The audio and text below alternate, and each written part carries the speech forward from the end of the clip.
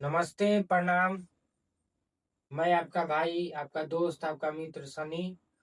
आज हम लोग 10th क्लास के नए एजुकेशन के साथ नए अंदाज में आपका सिलेबस का पढ़ाई लेके चले हैं।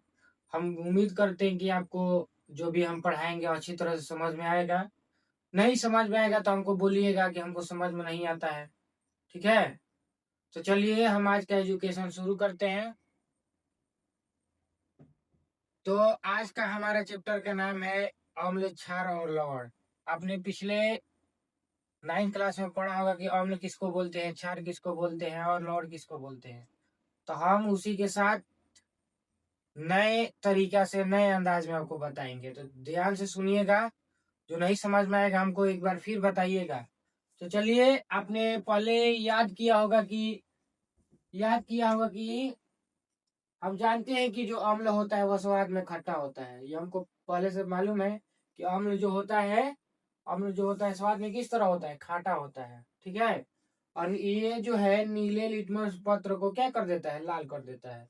ये जो अम्ल है लिटमस पत्र को लाल कर देता है। जबकि क्षारक जो होता है, मतलब कि जो क्षारक होता है वो स्वाद में खट्टा होता है। ठीक है? क्षारक किस तरह होता है, स्वाद में खट्टा होता है। जबकि क्षारक जो होता है स्वाद में कड़वा होता है, खट्टा नहीं होता है, कड़वा होता है। और ये लाल लिटमस पत्र को किस तरह कर देता है, नीला कर देता है। क्योंकि आपने सुना होगा कि लिटमस पत्र एक प्राकृतिक सूचक है। कहने का मतलब है कि जो लिटमस पत्र है वो किस तरह का है, एक प्राकृतिक, माने नेचर द्वारा बनाया हुआ पत्र है। ठीक है?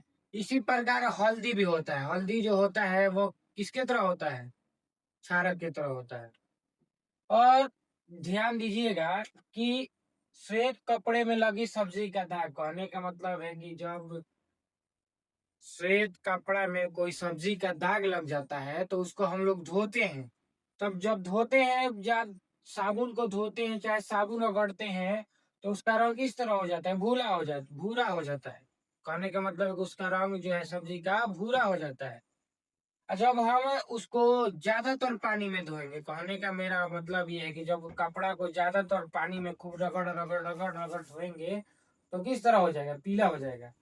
समझ में आया? किस तरह हो जाएगा, पीला हो जाएगा।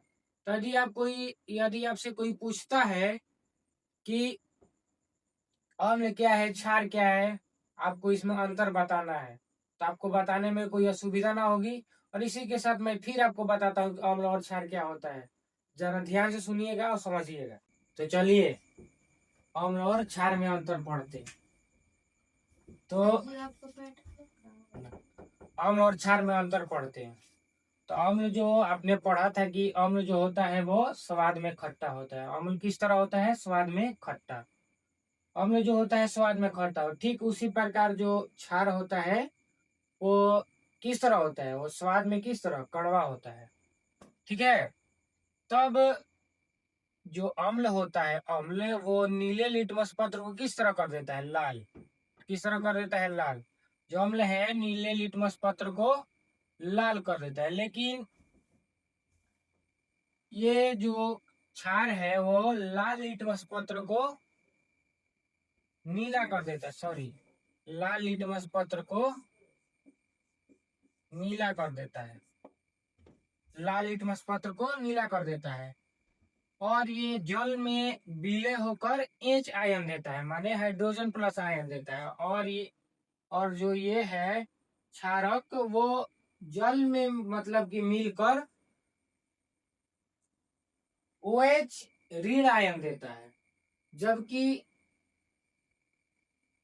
इसको जल में मिलने पर OH दे OH प्लस देना चाहिए, तो ही OH माइनस आयन देता है। और ये जल में हाइड्रोजन प्लस आयन देता है। जबकि जो क्षारक होता है वो किस तरह होता है, एकदम उदास टाइप का होता है। लेकिन जो अम्ल होता है ये भी उदास होता है। तो कहने के मेरा मतलब ये है कि ये जो क्षारक है जब अम्ल में मिलता है तो अम्ल को उदासीन कर देता है। लेकिन जब अम्ल में क्षारक में अम्ल मिलता है तो ये क्षारक को भी उदासीन करता है। तो एक बात आपने सुना होगा कि क्या आप जानते हैं, देखिए यहाँ पे लिखा है कि आर यू नो, क्या आप जानते हैं अम्ल और क्षारक का कोई रंग ना होगा, कोई कलर, कोई इफेक्ट, कोई नहीं होगा, तब वो किस तरह होगा? अम्ल और क्षार का कोई रंग, कोई कलर नहीं होगा, तो वो किस तरह हो जाएगा? बैगनी कलर का हो जाएगा। जो लिटमस पत्र है वो बैगनी कलर का हो जाएगा। ठीक है, फिर से एक बार देखिए।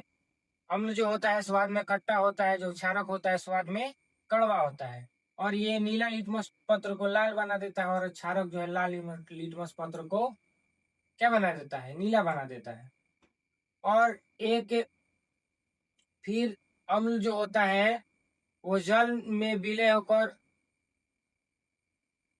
एच धन आयन देता है, जबकि ये जो है जल में मिलकर ओ एच माइनस देता है, मतलब ओ ऋण आयन देता है। ठीक है, फिर उसी प्रकार ये क्षारक उदासीन होता है और ये भी क्षारक दोनों उदासीन होता है। ठीक है, तो हम उम्मीद करते हैं कि आपको पूरी अच्छी तरह से समझ में आया होगा। और इसी के साथ टाइम जो हो रहा है देख लीजिए, 12 बज रहा है। 12 बजे तक आपका क्लास जो है कंटिन्यू कर रहे हैं, तो आप इस पे जरा गौर कीजिएगा और मेहनत पे रंग लाइएगा। जो हम बता रहे हैं अच्छी तरीके से समझिएगा। आपको नहीं समझ में आता है तो कॉपी पे लिख लीजिए। ठीक है, तो एक बार देख लीजिए और स्क्रीनशॉट ले लीजिएगा, देख लीजिए। इसी के साथ हम अपना जो वीडियो है यहीं पर समाप्त करते हैं और मिलते हैं नेक्स्ट वीडियो में। तब तक के लिए टाटा, बाय बाय, जय हिंद, जय भारत। चलो।